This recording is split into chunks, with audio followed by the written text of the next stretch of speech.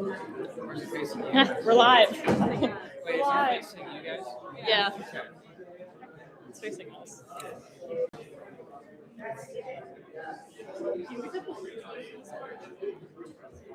Do you want me to angle it so it's hitting both? Oh yeah, that's a good idea.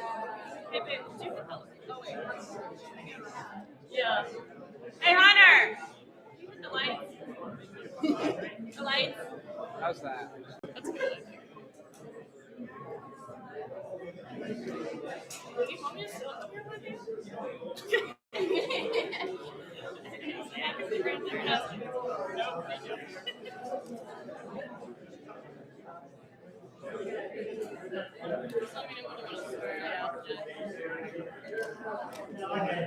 If people like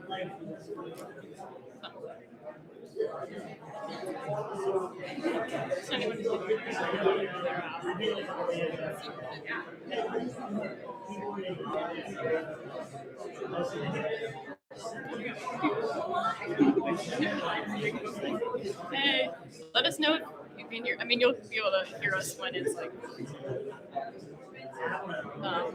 Hi. I'm sorry, I've never really live streamed before. It's so funny. Is this Yeah, we're gonna start in a couple minutes. is this the DGI? Yeah, or no, maybe not. I can't tell. It's connected in here. I'm testing. I think Someone it's. said I hear you, so Oh, okay, I think cool. we're good. Yeah. Okay, cool. Yeah, that's awesome. We're chilling. We're chilling.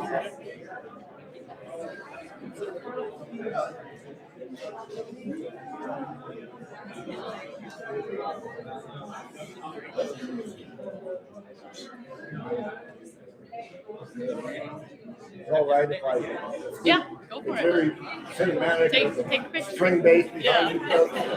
I'll just give you a sweet time. Yeah. 1, 2, Perfect. let's play it. That was Yes, sir. Good. Good. Thank you. I know it's okay.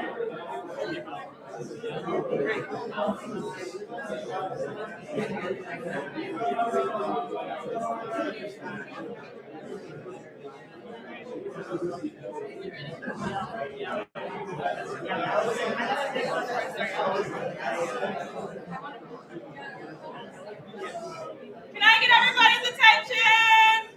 Hi. Hello.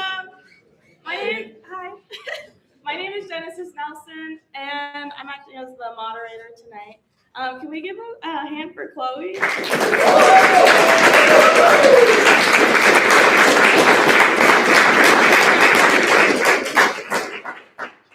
So I'm going to start with a couple questions just to break the ice and avoid that awkward lull of silence. So, Chloe, why does it matter that we know what was here before us, and how do you keep Pittsburgh's history alive? Yeah, I think about this a lot because I feel like a lot of people come to Oakland to go to school, and they go to like Pitt or whatever, and then they leave, and they don't really like think about the fact that the neighborhood has been around for way longer than they've been alive, and that these houses were built by hands of people, who were like working, who were leading really hard lives and working in the steel mills and everything. So I think knowing the past can give us a lot of context about where to go in the future, and like knowing like where we came from and kind of like who took up the space before us, and also like just looking at the different venues that were used to exist in this neighborhood specifically. I feel like it gives me and when I heard about that, I was like, oh man, like where are they all now? And then so Haven really provided that for me. So I think it's like we can't just wait for these things to happen. It's like we have to create these spaces for ourselves because no one's going to do it for us. It's very much like bottom up, not top down. So yeah. I feel like you really captured the little nuances and beauties of Oakland also. So well done. Are you planning on making any more documentaries in Pittsburgh? Definitely. Yeah, I love Pittsburgh. I just moved out of Oakland. I was here for 4 years as a student. I'm in like the Morningside Highland Park area now, but I love Pittsburgh. I'm definitely looking to get more acquainted with each and every neighborhood. And yeah, I'm still working on projects about Oakland too. So yeah. How do you suggest we bridge the gaps between students and residents in the neighborhood? I think it's having more, just more events. I think events are a really good way to bring people together. I know we're all like feeling very disconnected right now with just social media and everything. So I think having like spaces like this, like Oakland, OPDC does a really great job. And I know there's like some block parties and kind of reoccurring events where like students and full-time residents can kind of meet and hang out. So there's definitely a lot of work that does need to be done, but I think it's possible. Is there any other way you think we can restore a sense of community in a digital post-pandemic world? Yeah, once again, my answer to this one is like in-person events, and not just one-offs too, like having consistent events that you're like, okay, I know this is happening every week, and I can go here and I can see people and the same people, and then new people will come in, and that's really how community is built, and that's what we have really seen with Haven. Just seeing everybody come and like volunteer and like spend their time, even though they're like not getting paid for it, but spend their time like building something together, even though it's hard. I think that's like that kind of solidarity is really what we need right now. Where do you see Oakland going in the future? That's a great question. I say that, I think I wrote that question. I wrote the great question. No, I see Oakland just continuing to be more and more students, because that's the direction that Pitt is going. The people that lived in the neighborhood for a long time are still here. But I think it will continue to be more and more high rises. I know we're like, right, if you look right across the street, there's another one coming up right now. So we are going to see those old buildings continue to disappear, and we're going to see more and more with the Oakland Crossings plan. I know they have Pitt and like Walnut Capital and groups like that have a lot of big, like it's going to be its own mini city. I think it's going to end up looking a lot like downtown even. I don't know, I just see it kind of going in that direction, but that doesn't mean it has to lose its beauty. I think, I don't know what the future holds, but I have faith in all of us to continue to just create spaces of joy.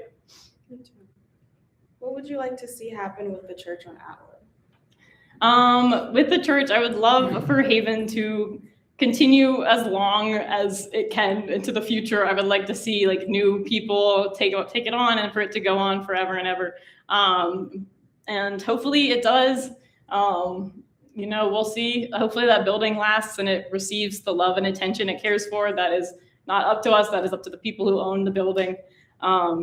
But yeah, I would just like it to continue to be a community space, and it was once a church, and so it once provided that space for a lot of people. And I think that old churches like Haven are just a great opportunity for places like music venues to come in and also provide that space for like come together and feel like they're a part of something bigger than themselves. I'm going to open up the floor for any of your guys' questions, if we have any. Yeah. How long did it take you to make the documentary? What kind of equipment did you use? Yeah, so I did this in one semester while I was also doing like a lot of classes and another fellowship. So it was very chaotic, but so I guess a few months. And then I used the DJI Osmo, which I'm actually using to record right now. It's a great little camera. It's stabilized. And I think a GH5 is what I used for the other things. Yeah. Yeah. What's your favorite part of Oakland, and what's your favorite part of Pittsburgh? Okay, that's a great question. Yeah, favorite thing about Pittsburgh. My favorite part of Oakland is the Shrine of the Blessed Mother. I don't know, if anyone has found, or how many of you have found out about this, but it is, I don't know what street it's at the end of, but I'm sure you can look it up. Wakefield, at the end of Wakefield Street. Yeah, so you can, it's really cool. It's like right above the highway, and it's this place is like a shrine that has the like Mother Mary in it, and it's this place where like someone I don't know what year, but they had like a miracle moment or like something, and they like were like, this is like the space, and this is a holy sacred space, so they put up a shrine there, and you can kind of walk down to it. It's super cool.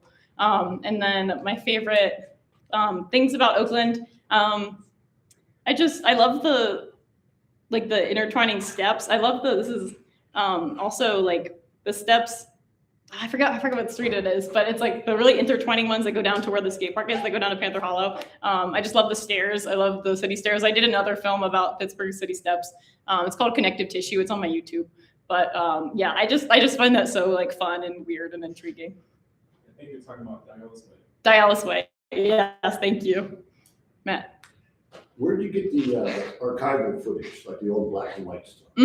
Yeah, so a lot of it was from Historic Pittsburgh.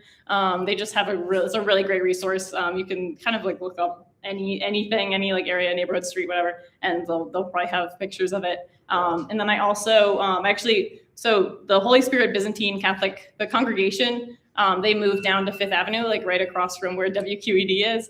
And I spoke with the pastor or the reverend there, and he gave me some great images. So that's where I got the images of the church on Atwood Street and everything. Yeah. How did you figure out like what buildings you wanted to focus on?